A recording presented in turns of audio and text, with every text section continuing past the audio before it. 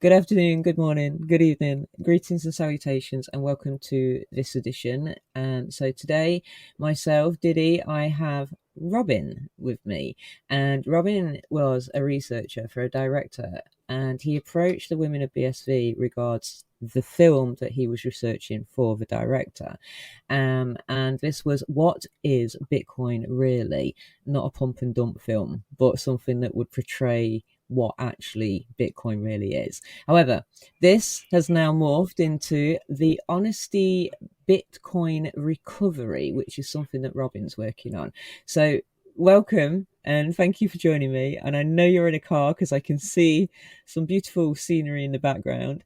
Hopefully it's not too cold in there for you, and hopefully it doesn't go too dark too quick.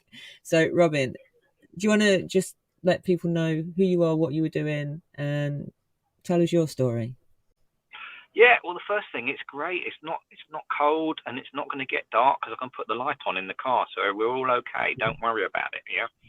So yeah, I mean, it's pretty much what you said, really. Simply put, I've got a lifetime in telecommunications engineering. Yeah. So, and I did a lot of work in politics and economics about 10 years ago.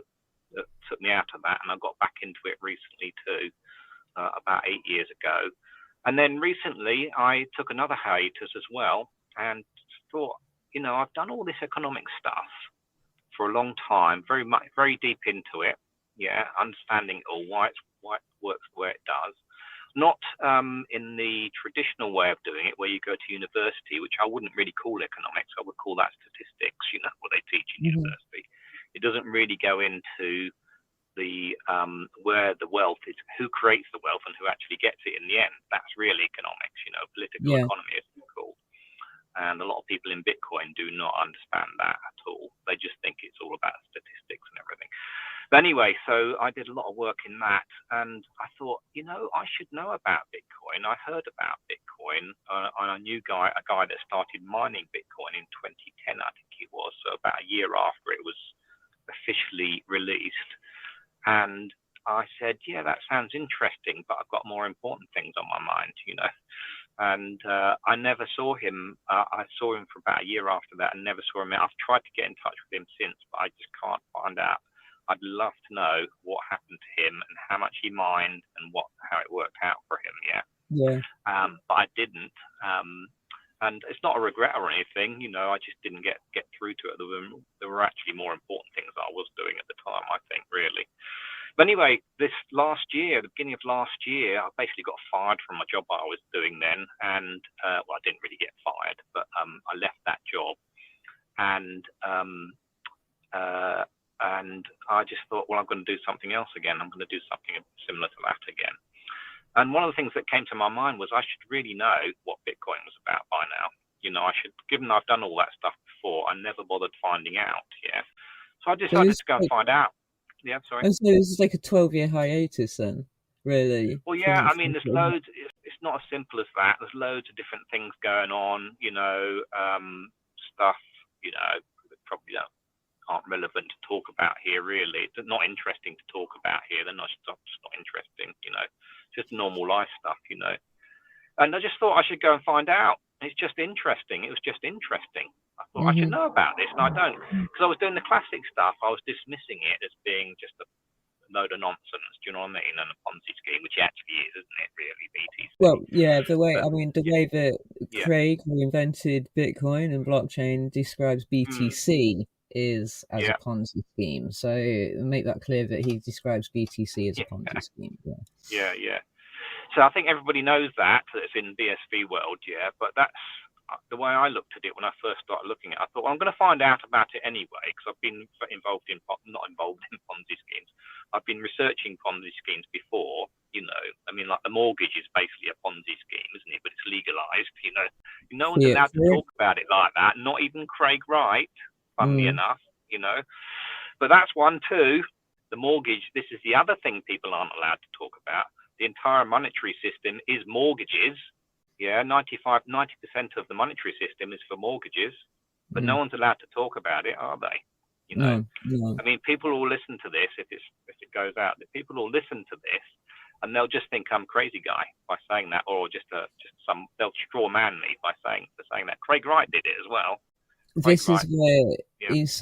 it's really important to do research. I mean, obviously, recently we know what happened recently, and many of us who were saying natural immunity works and etc. were, blacklisted and deleted and everything. But so this is where people really do, instead of jumping to conclusions, really should do their research about what is actually happening to understand it correctly. I mean, I don't want to disagree with you on that, but I think there's more. It's more.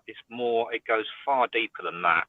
What happened back then, what happens with what I'm just talking about, and of course the narrative behind BTC that's keeping that, the powerful narrative behind BTC, which is keeping it alive. Incredibly, it's an incredible story that is still alive and kicking. Bitcoin, BTC. Yeah. Can you elaborate on it? Well, what I'm saying is, if you really want to find out about stuff, you can't just look at the science, and you can't just look at or you've got to do deeper science. You've got to look at science as not just being about statistics, and facts. It's not just about facts. It's about how people are, and what people believe in. Yeah. I know it's not comfortable saying that or thinking like that, because people think that science is just about how things are, don't they? Yeah, it's on the surface. I mean, I'm an ancient history bod. I love researching ancient history, and when you go, when you start with very far back in ancient history and you work through to modern day history, it is surprising and very revealing what you find out about the way that the world works and how long that has been going on. So you say it's not just a surface thing. There is a lot of very deep diving that hides a lot of truth. But I was very interested in how Bitcoin works, and I wanted to find out what it actually was, because I couldn't go any longer, even though it doesn't matter to me much anymore, materially or anything in any way. I thought I should at least know how it works properly. Yeah. I was the classic one that was dismissing it as a Ponzi scheme, which is what we were talking about, wasn't it? I thought, no, you know better than that, just to dismiss something when you don't really understand it. Yeah. So I just went and found out about it, and within a couple of weeks, maybe short, I can't remember the time frames now, the classic one that a lot of people talk about in the BSV world, I thought, what's wrong with it? There's something wrong here. What I thought it was is nothing like it at all, like the censorship resistant side of it, the anonymity side of it, the encryption, the encrypted type of it, being crypto. Yeah, it's not encrypted. It's not sensitive resistant. All these things, just cropped up suddenly. Because I do quite a deep dive, and I'm quite open to suggestion from different angles. I don't have a belief system I follow ruthlessly like most people do. Yeah, so interesting what you said, because the way obviously Craig invented it, it's not crypto, and that's the whole point. It's not actually crypto. Bitcoin isn't crypto, and that's where. It uses cryptographic techniques to do signatures and things like that, doesn't it? But the transactions are in clear text, aren't they? So it can all be traced if you want to. I mean, and I understand all the privacy that is built into it as well. So it's not like you can trace the person. You can firewall the identity, but you can trace the transactions. And if you really want to find the person and you want to spend a lot of money doing it, you can do it. You can do, what I mean? So if it's an important matter, then you can do it legally, So anyway, I did find within to cut a long story short, in a very short space of time, I realised that the guys that had been telling me about this 10 years ago had been fooled as well. Do you know what I mean? In 2012, when it all went downhill, and after the Silk Road and Mount Gox and everything, MT Gox, sorry. So I thought, this is really interesting. This is really interesting, because it became apparent pretty quickly for me, because I was involved in all that political economy stuff years ago. I've seen this so many times before. these sort of narratives and how they have become so powerful, okay, and can engulf a whole nation or a whole world. You know, we saw that with the pandemic, didn't we, as well? So A it's narrative just engulfed the world. You know, didn't think, my God, this is crazy. You know, yeah. obviously it was a problem. Obviously, it was a big problem going on. You know, but the way people believed in what was happening was nutcase stuff, wasn't it? Really, you know. But that's how the world works. This is what I'm trying to say. We can complain and bounce off the walls forever and ever, but we've got to come back one day and face, I'm sorry, this is how the world works. It's not just based on you've got to do things right and properly and truth and facts. You know, that's not how the world works. Yeah. So this is what I found with Bitcoin as well, and the narrative around Bitcoin, and very, very interesting. So didn't take me long to go and I found Greg Wright, and how obviously I thought, oh, this Greg Wright is the guy that everybody says is impersonating Satoshi and blah, blah, blah. But I just read all his documentation, his blog, basically his blog on I can't remember which, I think it's the Bitcoin Association. He's got a blog on there with all the technical documents and stuff like that. His Bitcoin stuff is brilliant. You know, brilliant. His papers on how the technology actually works, the maths behind it, you know, everything he talks about, the digital signatures, you know, why it's important for privacy, the anonymity side of it, the way he talks about how banks are bad sometimes, but we're not going to bring down banks.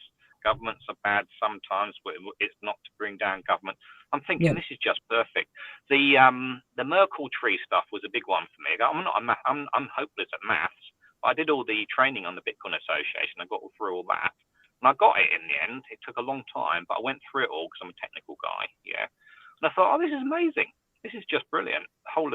He's brilliant at that.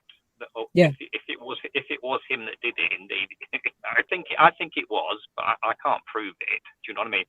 But the real thing was the one that comes up a lot is that how come he's the only one who can explain it all? Do you know what I mean? Nobody else even bothers. You know, so he's got. I'll buy it. I'm just behind it. You know, I will put my life on it. That's how much I believe in Craig, for the fact that he is the inventor of Bitcoin and blockchain, because I would put my life on it, because I believe 100% he is, because like you say, nobody else in the world knows as much as Craig does, because he invented it. And it's as simple as that. I'm the other way around. I kind of, I got it immediately because I saw it as a triple ledger accounting system and a big database. So like I understood that it was for government, etc., when as soon as I'd read Craig's stuff as well. So I got it. But for me, the history and the philosophy is the thing that I love, and the technical, the math side of it and everything and all of that lot is stuff that goes straight over my head, because that's not where I'm coming from. When we first spoke, the fact that you were doing research for a director really interested me. So it's interesting that because you're an economist and you know about politics and economy, and that's the sort of thing I'm learning about, but I come from the film TV side of things. So I'm really, when you got to that point, then you'd done all this research and you came to this conclusion, that you think that Craig is Satoshi, and I put my life on it. How did this sort of this film thing come about as well? Then what's the connection there? I know you're not doing it now at the moment, and it might be something that could happen in the future. We don't know, but I'm just interested how that connection came. If that's serendipity, really. So I knew some guys back in the days, my political days. I knew some guys back then who were very fond of the policy proposals we were making at the time, which we weren't very successful with in the end. But there were some people that got it. They got it, and they saw the light in it. Yeah, which was quite nice. And I've been speaking to him every year or so, once a year. I just know this guy that kept calling me once a year, and he seemed like a nice guy. I never bothered really calling him though. Do you know what I mean? Over the last 12 years, it's ridiculous. I should have really called him. But it was not like I'd let him down or anything. We just exchanged email once a year. Anyway, he called me again, and I said, I thought I better call him. During this time as well, I didn't realize he knew about Bitcoin. And I thought, I'll give him a shout. I should have done it. It's my duty to talk to him. So I called him, And we just started chatting about stuff, and he was saying, "Oh, I wish you'd carried on with that stuff. It's so good." Da da da da da. Da. Anyway, so but he said, "Oh yeah, I've been doing all this. I'm working this other. Oh, you know David Malone, do you?" And I said, "Yeah, I know David. I know him for ages. This guy, he's mates with him, the film director."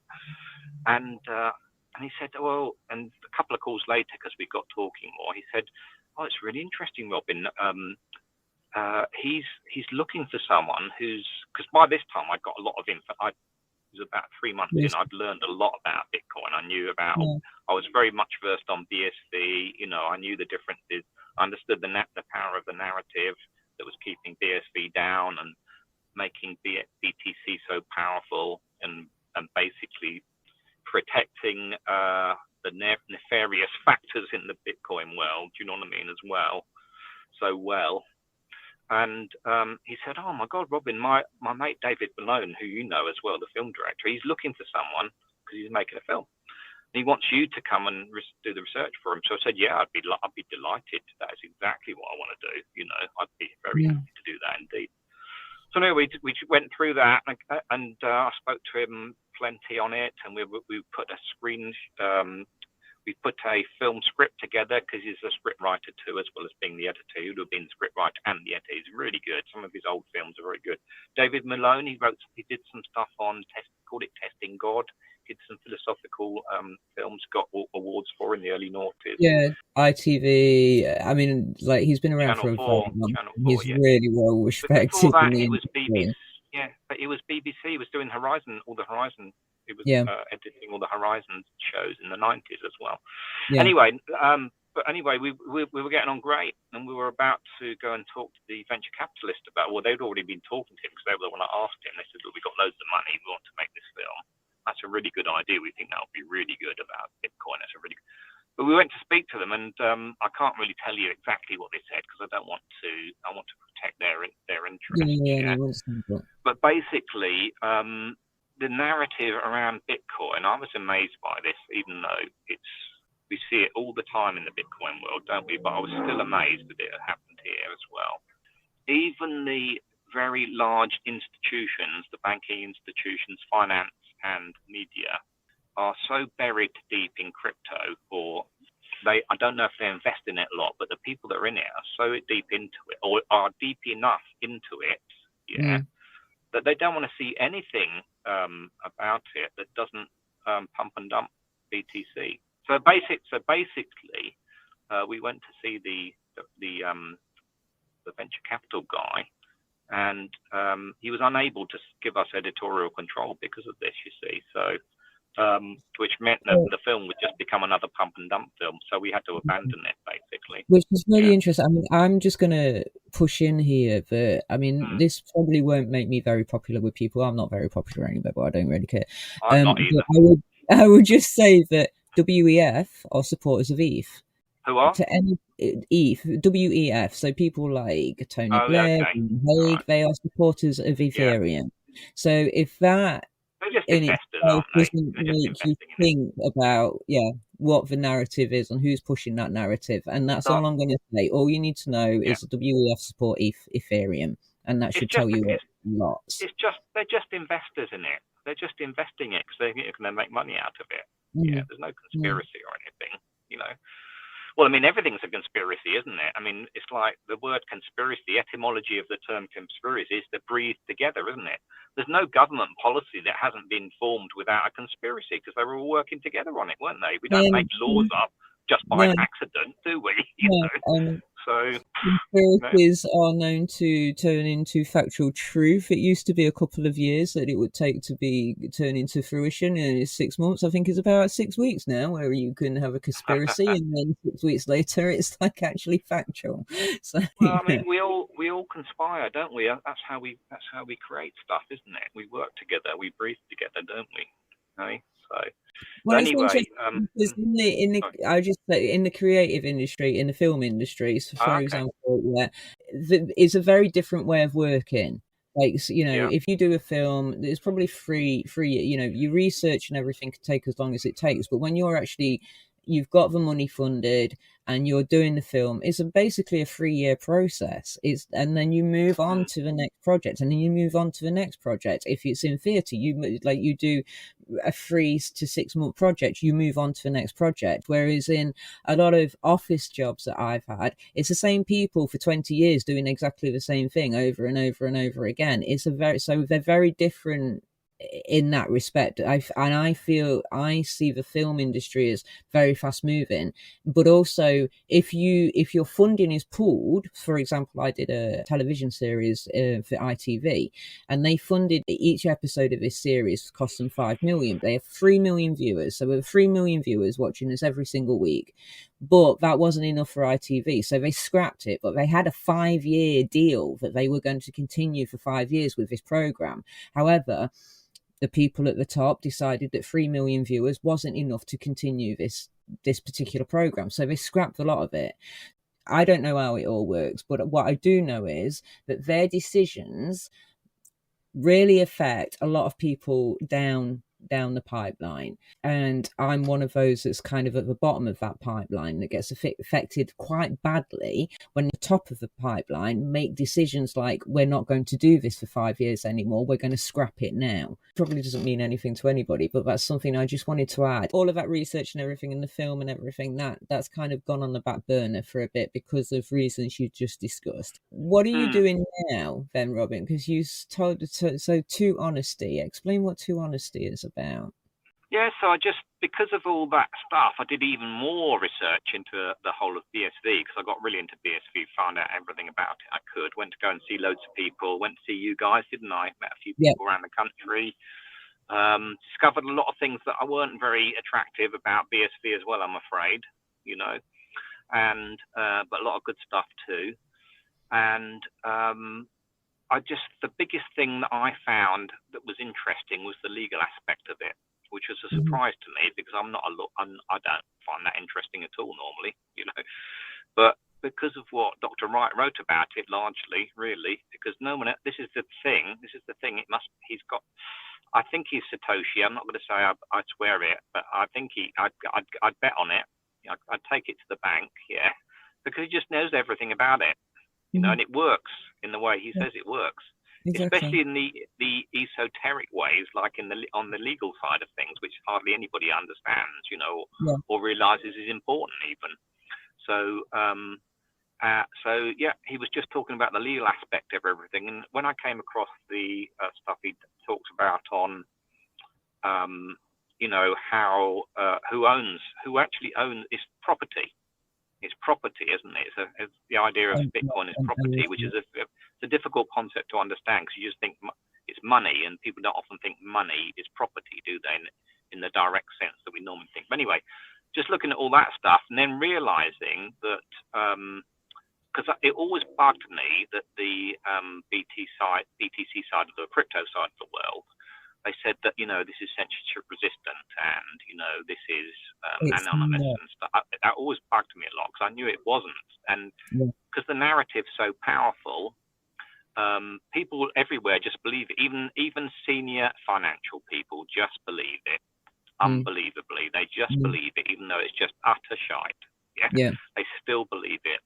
So I've got loads of stories I can tell about this in meeting people and the conversations we've had in public places where they've made fools of themselves, really. And I wasn't trying to make a fool of them. They just did it by talking, You'd say, do you think it's encrypted? And they go, yes, of course it's encrypted. What are you talking about, in front of a public audience? And then you show a Bitcoin transaction to the audience, and they go,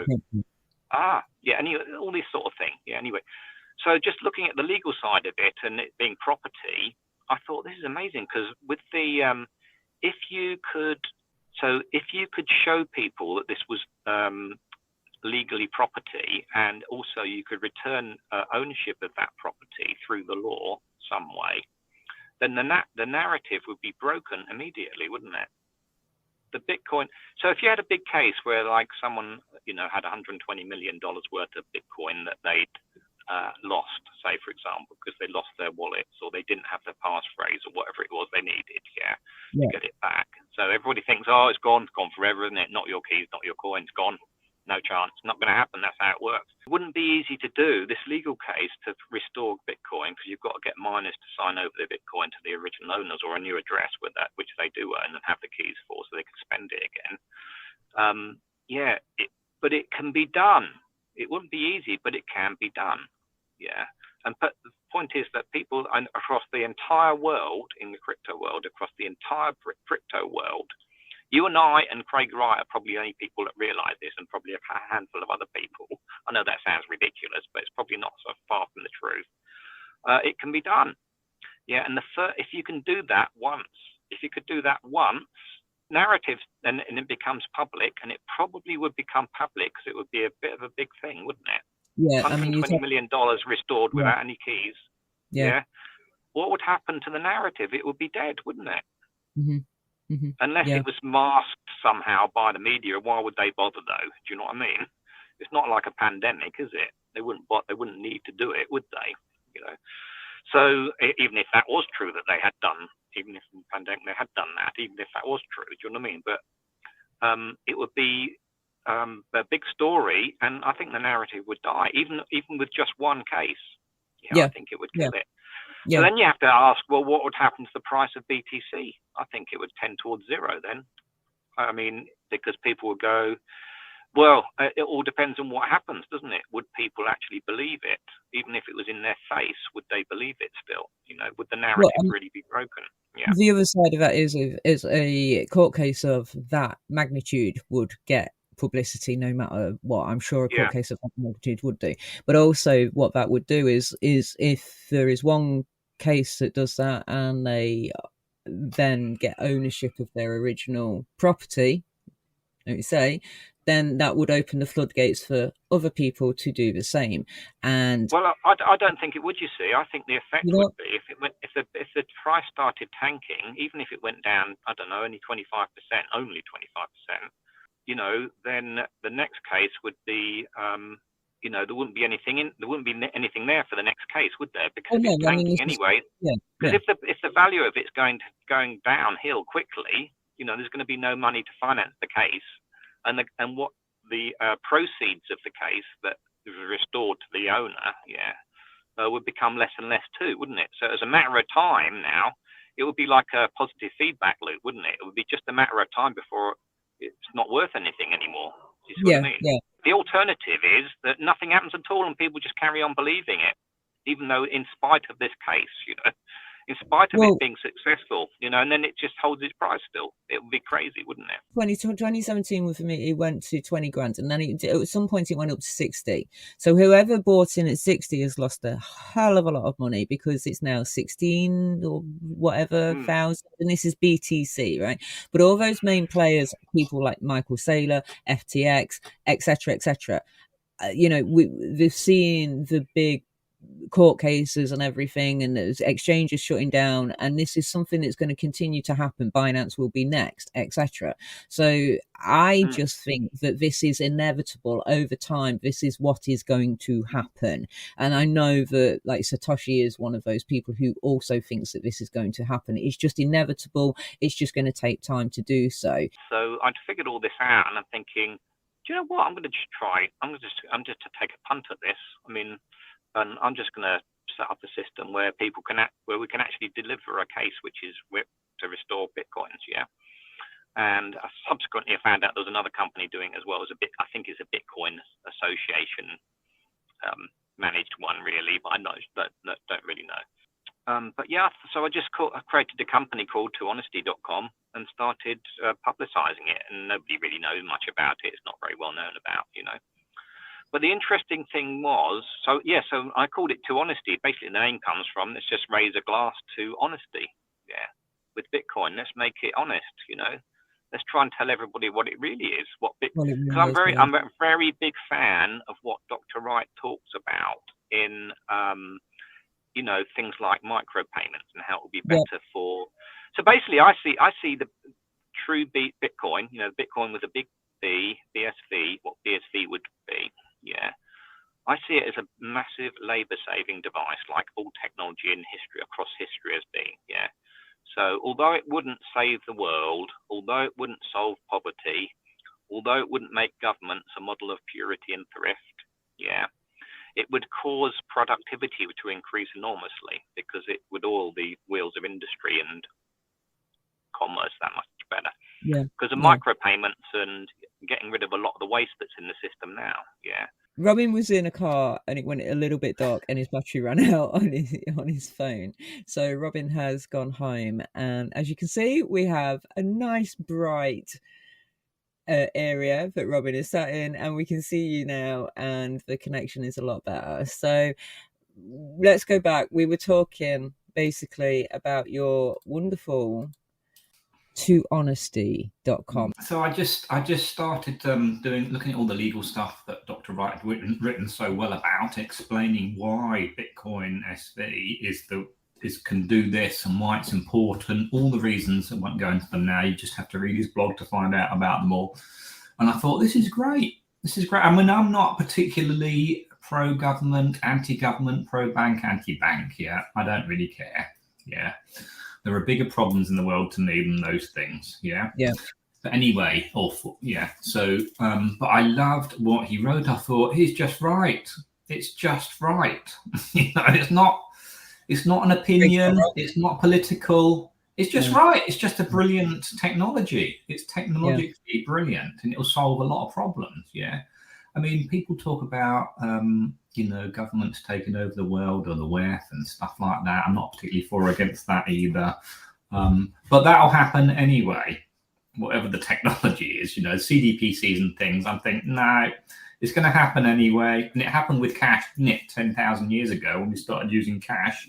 That would be like CDBC today, wouldn't it? And people have gone, oh no, we can't have any cash. We can't have any cash, without money. From what I understand, though, Craig always says it's not to replace cash; it will run at the side of cash. Anyway, on Bitcoin, back to Bitcoin again. It is just brilliant when I read about it all, especially the legal side and how you can. Because I would like to see the Bitcoin now. I'm not particularly for or against. I'd love to see as an experimental thing the Bitcoin narrative broken, and to see what would happen. To see actually what would happen. I don't know what will happen. You can speculate on what would happen with it, but it would just be fascinating, wouldn't it? What would actually happen? Maybe nothing will happen. I don't know. So that's why I started looking into it, and I thought this is so interesting. And because the technology, the BSV Bitcoin talent, is so good, so well rounded, because Dr. Wright is brilliant with it. What he's done is brilliant. Technically. It just works so well. I thought this is just amazing. It was a bit like when I came through the .com and everything like that, and saw that happen, and it was just brilliant. And it's the first time I felt like that ever since. Anyway, so I thought, how can I be part of this? Because I don't think anything's going to be happening with Bitcoin anywhere for a couple of years yet. And I've got my theories on what's going to happen and where a door will open potentially for Bitcoin to work for the people of the world. We can go on about that later if you want. But anyway, I thought I just want to get involved in it somehow. The film's not worked out well. I got on the inside a little bit of the BSV world, and that didn't work out very well for me. We can talk about that another time if you want. I wasn't trying to make anything out of it. I just wanted to find out about what I just really wanted, and the way I do that, I basically investigate it all and getting on the inside of things and everything like that. And, whatever the outcome is, I'll take it. That's what researchers do, isn't it? You are, you investigate and you research, and you try and look at the pros and the cons and see what the middle of the road is. And and obviously in that process, I've done it myself. You can rub a lot of people up the wrong way, or you can rub people up the right way. But at the end of the day, if you're researching something, that's kind of what you're doing. You're investigating. Yeah, it's really interesting. I mean, with all these big important matters, though, they always take on the same form, I'm afraid, which is ideological, I'm afraid. But we can talk about that another time. And it doesn't matter which one it is. They all take on that form and all have the same effects of that form. But anyway, that doesn't take away from anything that Dr. Wright's done with Bitcoin at all. So I just wanted to be part of it, and I thought, well, I can see that what I basically one day, I just basically in about an hour, I went through all of the reports on the internet over the last 10 years of people that have the high profile losers of Bitcoin, the idiots that have left their hard disks in the bin or something, or put them in the top of fishing rods, or that they've lost their mined Bitcoin or their acquired Bitcoin in large, very high numbers. And I just put them all together. I got about a dozen, between 10 and 20. I can't remember how many it was now. I had a little database, and it was about $4 billion worth of Bitcoin. Just some stuff that was well known about from public. They made it was newsworthy because look at all these idiots. They've lost 100 million. That's a really good news story, isn't it? They threw away the hard disk. 4 billion. Yeah. So, or they've lost their password or something like that. What idiots those people are.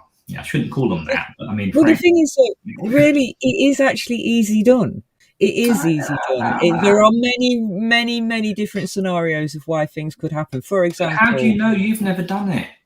Well, you've never had $100 million in assets. No, I haven't, but I have lost passwords before, so that's what I'm saying. It's like they weren't worth $100 million though; they were worth nothing. No, I suppose you didn't care about them, did you? Yeah. These guys didn't care about them, and they were worth $100 million. Yeah, they weren't that much then. They were only 10 or 20, weren't they then? But yeah. Well, that's what I'm saying. At that point in time, we go backwards, rewind the clock back. If it's only worth $10 or $20, and it's easy done, to lose a password, but actually, like you say, it's not a matter of let's reset my password. It's not that personally simple. I must be different to everybody else. If I've got any assets, I'll store them away nice and easily in a place that I can get back to them easily. But yeah, you are right. And there was a lot of nuisance technology like wallets and everything that confused the hell out of me. When I'm a technical guy, and that confused me, the wallets and everything. I mean, I know all about them now, HD wallets and everything. I understand why they're brilliant and why they work.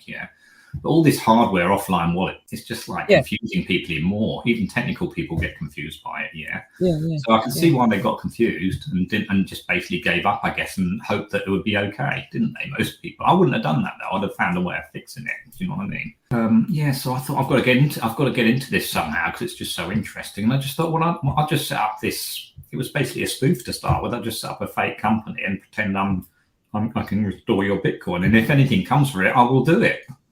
If anything, if I get any clients, I'll do it properly. Do you know what I mean? So it was just an experiment again. And I've only had 2 clients so far, and both of them were not enough to. They wouldn't have broken any thresholds to cover the legal case to get it done. You see, one of them was for about 40,000, and one was about 10. Well, what kind of value would somebody consider worth doing? Because I mean, to me, 40 grand is worth a lot of money, to me. But obviously, what would the courts or the legal side, what would they consider to be worthy? I mean, stepping back, I didn't really finish the Tohonesty bit thing off, did I? I just created a website. I built a server on the cloud, put Nginx on it, put a website on it, WordPress and everything, and got a domain name, and that was all I did, and put some wording on it, some pictures, and that was it. And said, contact this address if you think you've lost your Bitcoin because you've lost your password. It's not true. Call me and we'll talk about how you can get it back. I've got a couple of people, and I got in touch with a few people in the BSV world who are also starting to do this as well, and legal people as well. And I also spoke to some people as well at a conference I went to, a financial institution conference sponsored, a big one of them, one of the big ones. And there was a guy there who has a different company where they know that people lose their passwords. So they say, look, if you've got crypto, come to us and we'll make sure your passwords are insured, basically, or we'll find the technology to make sure you don't ever lose them. You know what I mean? And of course, when I was there, I went there and I said, I've stood up and asked the questions at the end. I'm that annoying guy that gets the microphone. I say, but you don't need any passwords necessarily if you want to. If you've lost your Bitcoin, you don't need the passwords. And he was like, what? And everybody's going, what? Like this, It's like, because I wasn't just an idiot. I obviously gave it some language before. Yeah. I mean, you're the elephant in the room at that particular point in time as well, aren't you? He went ballistic, that guy, because it was his whole business model, Yeah. So it's not a conscious activity, I don't think. I'm not a psychoanalyst, but it's not like people have got a feeling something's badly wrong, but they just can't put their finger on it. See? Yeah. Mostly it's because they don't bother, researching it. Yeah. But they could do it if they really wanted to. But it's all up anyway. So there was that, and so I started this company. It's not even an informal company yet, so I didn't get enough business from it to just kick it off properly, you know. But if we'd have got, I was hoping for someone to come through with one of these big cases or some. So you were asking the question, what would the threshold be to justify a legal case to sign lost coin back over to its original owner through a new address and whatever? Yeah. Well, no one really knows, really. Well, there's some guys I do know that probably know because they've been dealing with it longer than me, and the Bitcoin Association guys. Token recovery, they're called token recovery. So I still speak to him occasionally. He's a nice guy. He's a lawyer. He's a New York lawyer. So they're doing the same thing, and he said, no, we need to have a threshold. And he's got it's proprietary information for him as well, so he won't even tell me what it is, you know. So I have to do guesswork around it. But I mean, if just think it's probably going to be a 6-month case. The first one's going to be a big one, yeah, and there's probably going to be none other one afterwards because it'll be done, won't it? In my theory, it'll all be done. There'll only be one case, but it might go on. It might just keep rolling because it might just keep going, you know. But the first case is going to be a lot of money, isn't it? So it's going to need a lot of legal advice, and also we'll probably have to stump up a lot of money up front anyway to take it on in the first place. So, you know, it's going to be in the hundreds of thousands at least, isn't it? More, probably. $1 million, probably. Yeah. So do you think it's going to be, like you say, more in the millions because of the actual... I mean, for example, I know a lawyer, he charges $750 an hour. You know, it's a solicitor then, yeah. No, he's an entertainment lawyer. He's a friend of mine. Okay. And, does he know about it though? You see, this is very. No, Bitcoin is not his thing. It's just an example. Like, he's somebody I've known for about a very long time, and he's been doing this for, you know, he's been a lawyer for 40 years. He's got his own business, but you know, he can command sort of, you know, up to $750 an hour. So you say, well, I think the point is when you're talking about lawyers, not cheap. Do you know what I mean? And especially for a good one in the realm of what you're talking, isn't going to come cheap at all in any way whatsoever. No. And also it needs someone who's a specialist like me. They might have to know about international law as well, because I don't think it will need it, but because of the way it works, and I think Dr. Wright's with me on this, although he's a bit candid. He's not very candid about that one.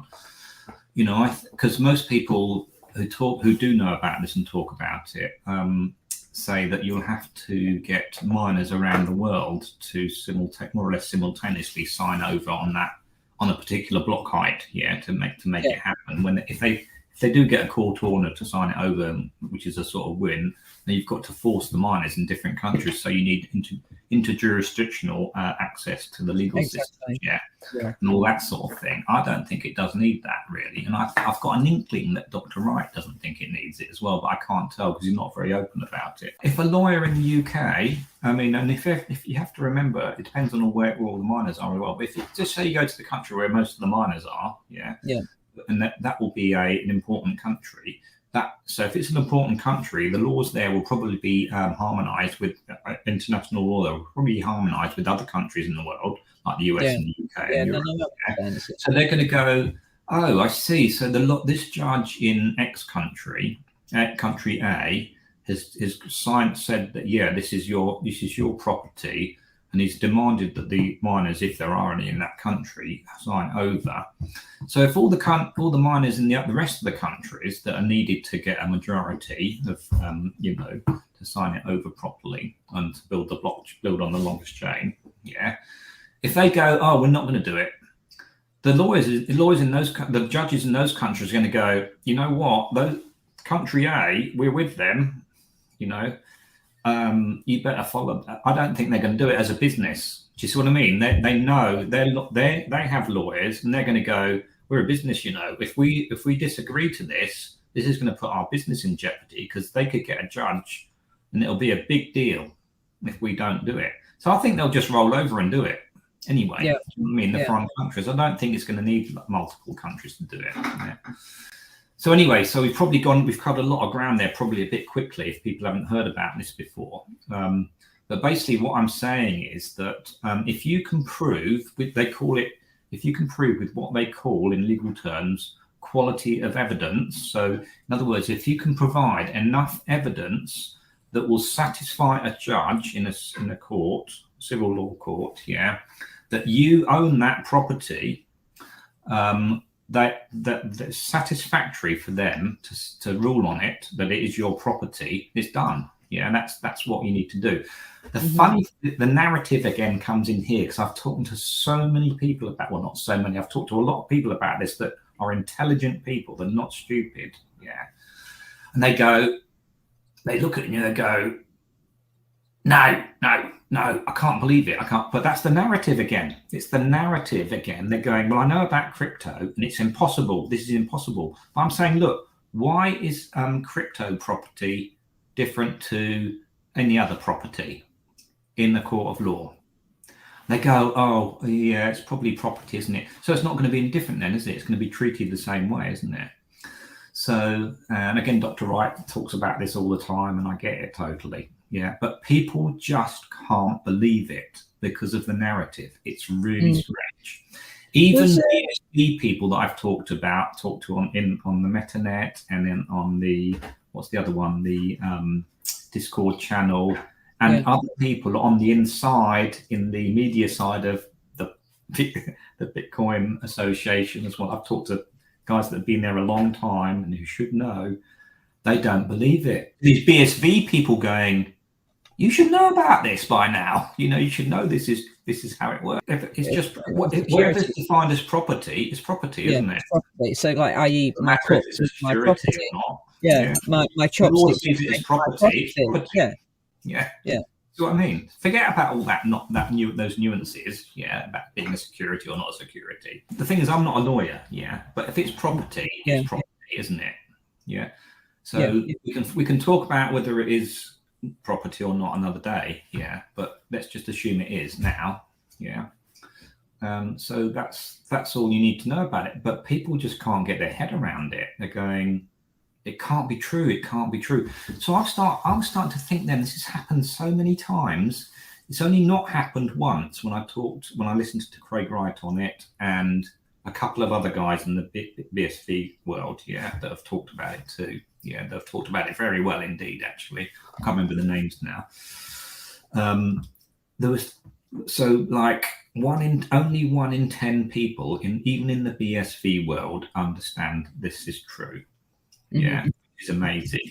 So I'm starting to think, okay, so they're still trapped in the narrative, in the crypto narrative, even though they know about BSV and all the good stuff about it, they're still nevertheless trapped in the narrative.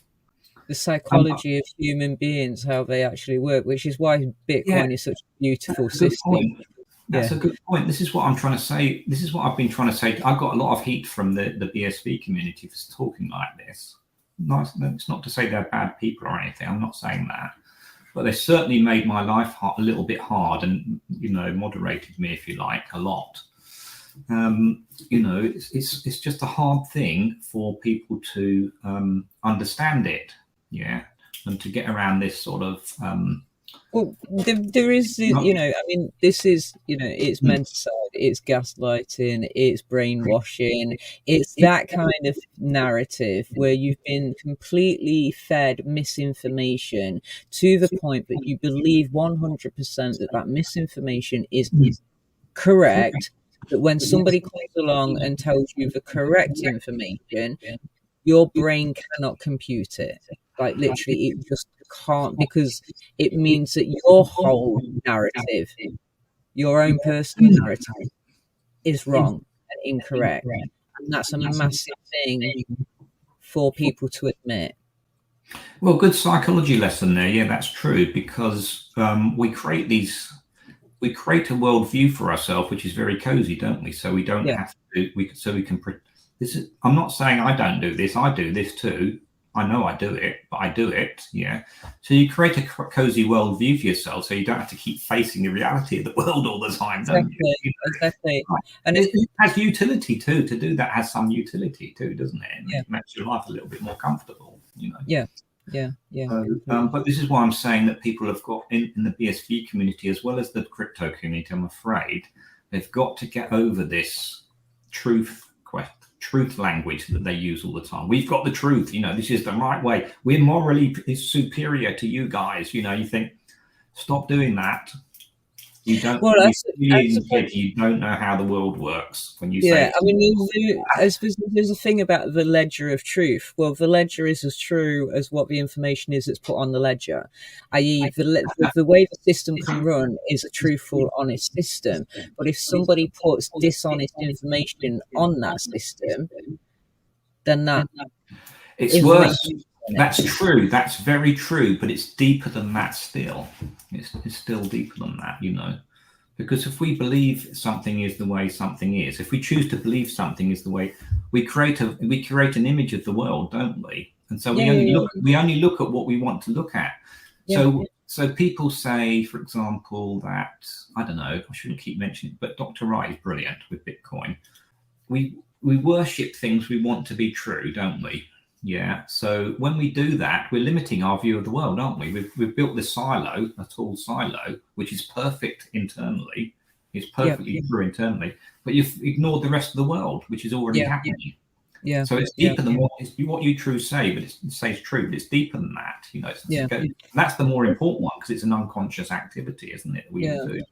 So it's not like you can experiment on it or say, this is why I'm saying we've got to be careful with this word truth and this word fact, just look at what's really happening without any ideological view of the world. Yeah. And then things will start improving for you as a person, I think, really is the important completely. Yeah, not you as a person, but everybody, Well, no. I mean, I count myself in there. I consider myself to be I do too. Yeah. Eternal student because I know damn well I don't know enough about things. And like, for example, you've got Official Secrets Act, intelligence agencies, and then you've got freedom of speech. The two kind of clash. You can have as much freedom of speech as you want, but if it violates this official secret, 30 years ago, more 35 years ago, I signed that. Yeah, but I wasn't a spy or anything. Don't worry. Well, I do a lot of reading of declassified CIA documents and a lot of declassified documents. Sorry, I interrupted you there again. I'm sorry. I like what Dr. Wright says about Julian Assange, actually. Because I used to think, I'd love it if Trump gave him a pardon and everything. I think he should really give him a pardon. But that was the trigger point for me with BSV. That's what triggered me onto BSV from crypto. I was supporting the Canadian truckers because they were being hammered by the system, weren't they? And the pandemic made it worse for them. And I thought, no, it's wrong. It's wrong that they're having their stuff confiscated, their money confiscated that people are giving to them. So they need something that's censorship resistant. So why don't they use Bitcoin? This is before I really understood it. I was just getting into it, by coincidence. They should use Bitcoin. No, they can't touch it then. But apparently the authorities just went to the house of the person that was running that fund and said, give us the keys. Yeah. And they gave them the keys. I don't even think they needed an order to do it. They probably had a search warrant. I don't know what they need. But they just gave them the keys. So censorship resistant, it's not, is it? No, it's not. No matter how good the technology is, they went round there and took the keys. So Dr. Wright is brilliant with Bitcoin. Please, Craig, please do more Bitcoin. Please do more Bitcoin stuff. You're really, really, really good at it. I think Craig. As I said, I can't speak for Craig, but I do know that he's doing the masterclasses, which are specifically aimed. They are Bitcoin masterclasses, and those he's doing one every month. And I think they're probably going to be in different locations. And I agree. I know not everybody agrees with me, but for me, Craig is is a really great person to learn from, because I know nothing, and everything I know about Bitcoin I've learned from Craig, basically. It's brilliant. It's just amazing. Yeah. It's just brilliant. I mean, I'm, you know, the naysayers, the people that are trying to discredit, were saying, well, he didn't even write that stuff he wrote, did he? He didn't even write that stuff. You know, you think, oh, come on, you know.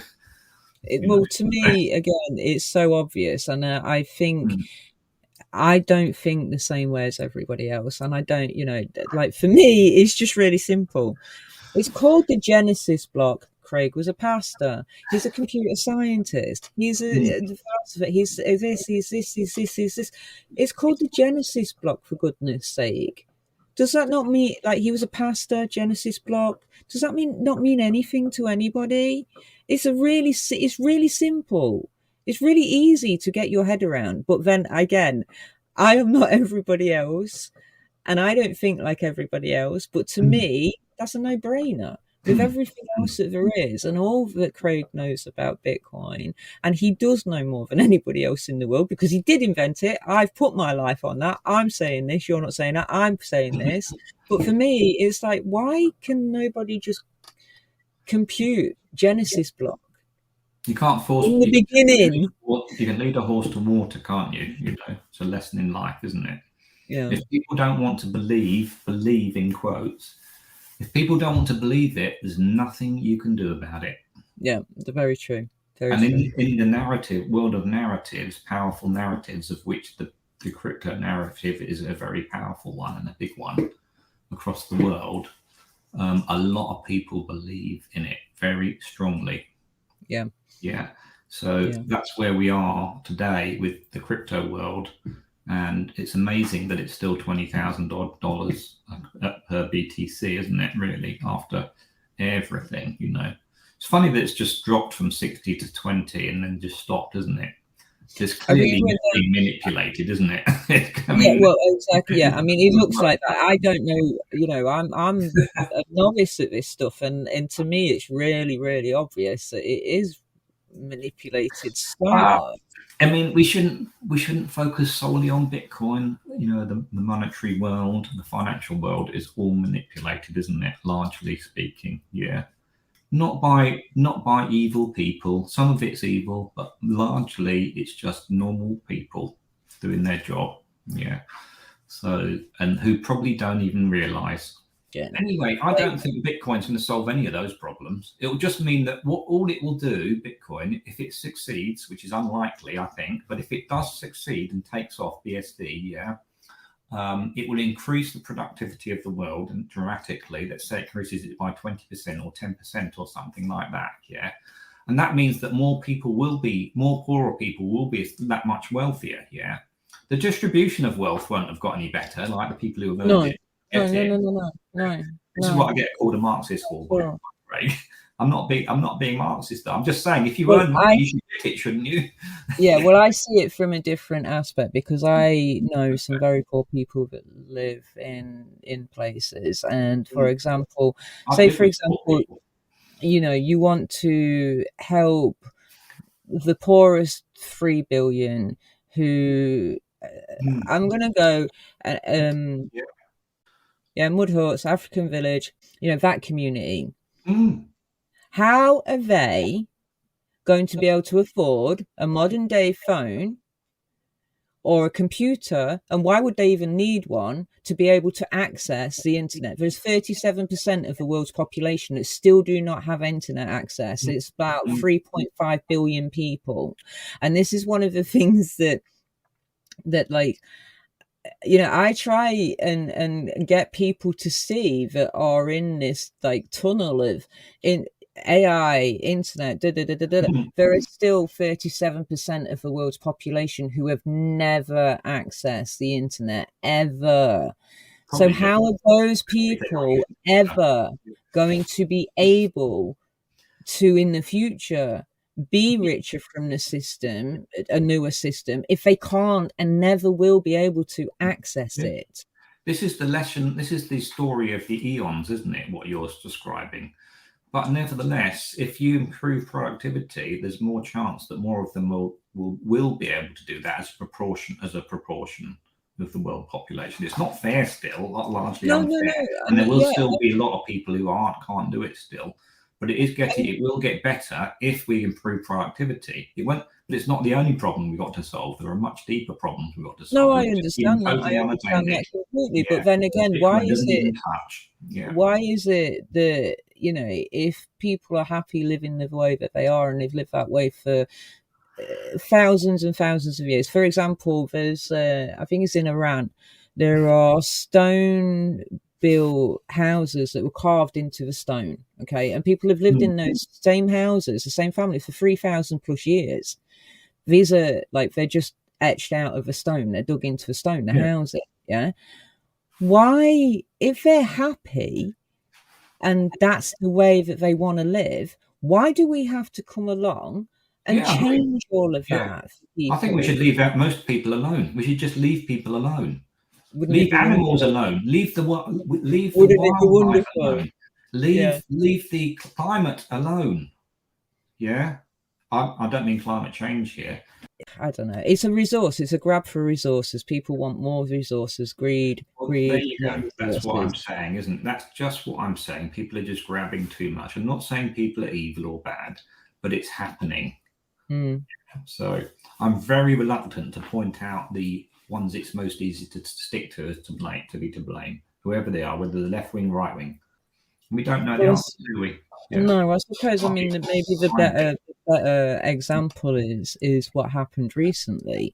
You know, is it my fault that the theatre, TV, film, and hospitality industries were closed down for a very long period of time because of something else that happened the other side of the world?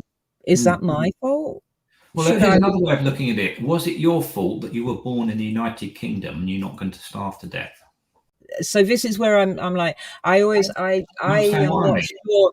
Well, I'm not sure it's as simple as saying it's an individual's choice, because it wasn't my choice for those industries to be closed down. Do you understand what I'm saying? Well, yeah. Was it your choice to be born in the United Kingdom and not the deepest? Well, it wasn't my choice to be born, was it? Unless you believe in reincarnation. And if you believe in reincarnation, then obviously it was my choice. But can you prove that? So will you give back all the gains you've made then by being born in this country? All the money to the people that are starving to death and it wasn't their fault, or the people that lost their jobs or whatever? Will you give back everything you earned from being born in this country? The point is that are we going to only take the things that we benefited from? That's the thing, isn't it? Or are we going to accept responsibility for our place in the world and find a way of dealing with the suffering, basically? Because we all suffer in one way or another. Some people place too much emphasis on suffering by not having enough material wealth, which is a terrible thing. I agree with that completely. But I do a little bit as well. I do it a little bit, but that seems to be the trend in the world, doesn't it, of human beings? What about the suffering we all suffer, the mental suffering, the psychological suffering, all the things that we suffer which are much deeper and more important than money, that we just leave totally unattended? Completely. And which Bitcoin is not going to solve any problems of at all. So if people really want to sort the world's problems out, they should stop looking at the financial world or the material world of wealth and power, and look at the world of suffering, not of people that are suffering necessarily per se. The world of in my own suffering. Look at my suffering. I should be looking at my suffering more than trying to find someone else to pin it on. That's the way I look at the world. Don't say take responsibility for your own suffering, because it's like you say, you can't be responsible for what the world's dealt to you. But I want to be able to change my attitude in light of the suffering that I'm experiencing. Even though I can't do anything about it directly by the law, or having people put in prison who I want to be put in prison for it. What can I do about my attitude to life that will make my life more fulfilling? Given the situation I'm in is where I'm going to be for the rest of my life, How can I make my life better for myself? Yeah. By looking at my attitude towards the suffering I'm experiencing. Yeah. Do you see what I mean?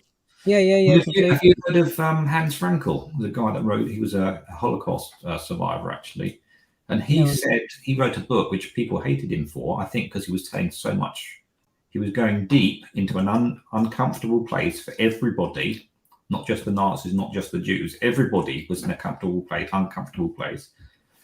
You know, he was saying that even the people in the worst possible conditions, in the worst possible physical suffering you could never and mental suffering you could experience, there was still people there that managed to find a way not to let themselves give up. Still people doing that there, and he even said there was, and I'm not justifying or apologizing for anything here, by the way, he was just pointing at it, he was just observing it, experimenting, pointing at it. There were even the guards that were sometimes sadistic there, that when you clapped them for a stupid song they sung, they would give you a gift the next day, or there was some people that grasped other people up, the prisoners that grasped other people up and became senior people who were treated better, Even those kind of people would give bread back to bits of bread that was rare for people who were really starving in those camps, because they did actually have.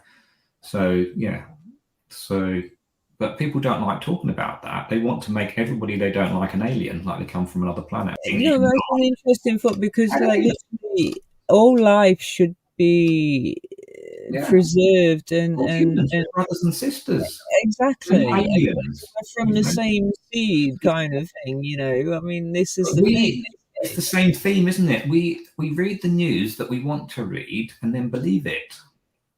Why do we believe that one side is better than the other? We're all humans. We're all brothers and sisters. Why do we try and divide each other?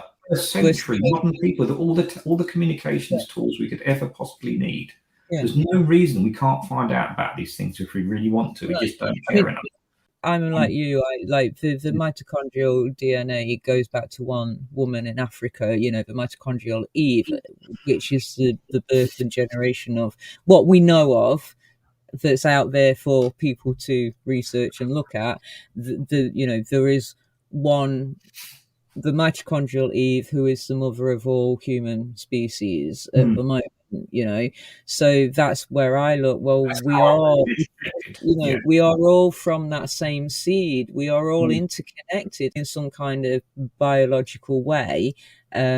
If we are all from this same one woman, because that's where the mitochondrial DNA goes to at this particular point in time. I mean, this is the stuff that fascinates me.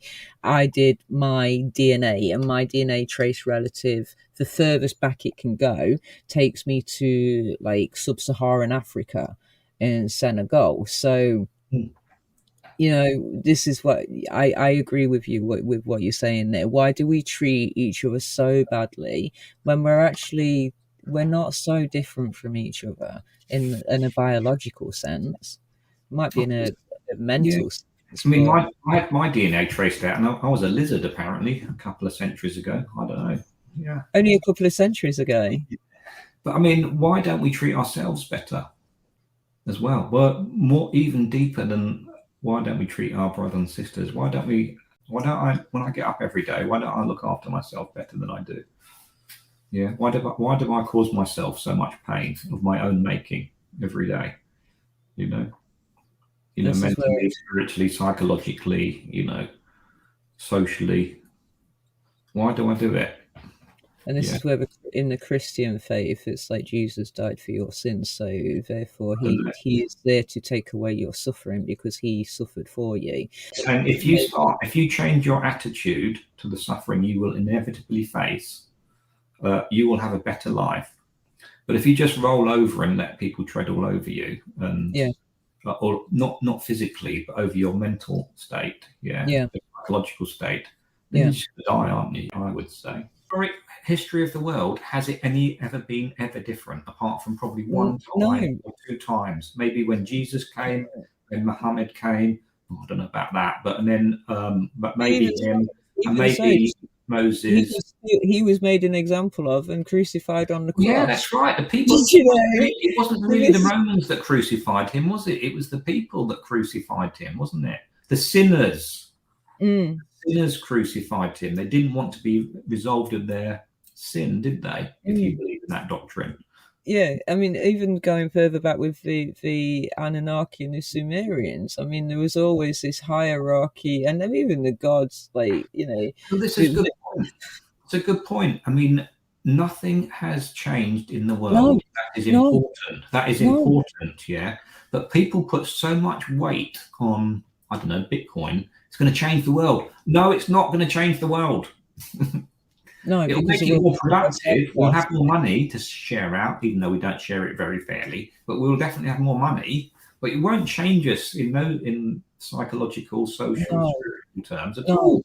I agree with that completely, because I think, like we just touched on, there's too many. It's too deeply layered. Well, I mean, if we were approaching the age of Aquarius, maybe it'll change. But I mean, don't expect it to change in your lifetime, you know, or it might happen tomorrow morning. Who knows? But history is testified that it's not going to change. It's not going to change. Yeah, exactly. And I think this is what philosophy. This is why I like what Hans Frankel. I only read his book the other day. Someone told me to read it because I was talking to them a lot about this too. That's why we've got to change our attitude towards the suffering we're involved in. We're victims of. Yeah. It's unfair, isn't it? It's really unfair, isn't it? Yeah, but it doesn't make any better when we complain and cry about it, does it? Because we know the blaming and putting people in prison and doesn't work. So what can I do with myself that will make my life more fulfilled, knowing I'm going to suffer? Yeah, I mean, people in Africa starving are going to look at me and laugh, aren't they? But I would say the same to them, and I would say the same to very wealthy people, to billionaires, because they still suffer. I mean, a lot of people say they should suffer, they should bloody suffer, they've got too much money. I hate that, you know. When people say that, it means they're just jealous that they're wealthy. That's all they are. They're just jealous that they're richer than them. That's all they mean when they say that. Because they suffer, those people too, you see. Yeah, everybody suffers in their own way. Yeah. And this is why a lot of people do turn to God, whether or not you believe in God or not, whether you think it's a good thing or not. People do turn. Yeah, because some people turn to love, don't they? Some people turn to love, and it really helps them. Yeah. But if I say that to anybody, they think I'm just a bloody looking for perfection. Well, it's interesting again, because like 4 billion people do believe in God, 4 billion people don't believe in God. You know, some people believe that it's within yourself. People believe it's without yourself. I think it's totally up to the individual what it is that you want to believe in, and what works for you works for you. But you know, it is something that has worked for a lot of people. So maybe some people do need something greater than themselves to believe in, to be able to pull themselves out of their own suffering. It's a good question. It's a good question. Yeah. Thank you so much, Robin, for joining me. And it's been a fascinating conversation. To honesty. So if anybody has a significant amount of Bitcoin that they feel that Robin can help them with to be able to return the property to them, then get in touch. Can I step in there just quickly? Yeah. Even if none of those people get in touch with me, anybody who's interested in the topic, even, I'm not looking for it to create millions of hits on YouTube. I don't care about all that. Yeah. I want to know why people and what people think about it, and why they think that the narrative is so powerful. Why people don't understand it properly. Or just ask me questions about it, because I'm sitting here going, I'm the only person in the world doing this. Yeah. I want other people to help me, you know. Yeah. So maybe there's probably 3 of us in the world doing this, maybe 4. Yeah. You're in a very unique position, doesn't it? I don't mind that, but it's just not going anywhere. You know what I mean? I don't want to make any money out of it. I don't need any money from it. Yeah. I don't care. I don't care if it succeeds or fails. What I care about is the experiment and what's going to happen if it succeeds.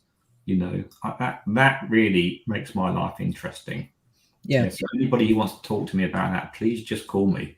Just hit the email button, and even if it's just a question not related, just tell me. Yeah. Or even tell me why I'm wrong, especially if I'm wrong. Just say this isn't going to work. Because everybody keeps saying to me, it's not going to work, Robin. This just won't work. Nah. This is what they do. No. It's not going to work. Not going to work. No. You say, well, tell me why not. It's just property. And they can't.